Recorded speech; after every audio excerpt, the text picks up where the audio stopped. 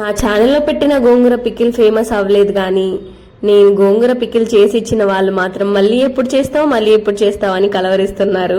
So గోంగూర pickle చేసేద్దాం, వచ్చేయండి. బాగా పెద్ద పెద్ద ఆకులున్న మంచి గోంగూర కట్టల్ని ఒక 2-3 తెచ్చేసి పెట్టేసుకోండి. ఆకులన్నీ నీట్గా తొట్టంతో పాటు ఒలిచేసి మంచిగా కడిగేసి ఆరపెట్టేసుకోండి. బాగా ఆరిపోయాక చూసారా ఇలా ఉంటాయి అన్నమాట, అస్సలు తడే ఉండకూడదు. తర్వాత అవన్నీ తీసి పక్కన పెట్టేసుకొని ఒక చిన్న ప్యాన్లో ఆయిల్ వేసి అవన్నీ మంచిగా ఫ్రై చేసుకోండి. నేనంటే అంతా ఒకేసారి ఫ్రై చేసేసాను, కొంచెం కొంచెంగా చేసుకుంటే ఇంకా బెస్ట్ అన్నమాట. తర్వాత అందులో ఉప్పు, కారం, ఆవాలు, జీలకర్ర, మెంతులు మంచిగా ఫ్రై చేసుకొని లో ఫ్లేమ్లో అది కూడా పొడి కొట్టేసి పెట్టేసుకున్నాను. తర్వాత అన్ని మిక్సీ పట్టేసుకున్నాను.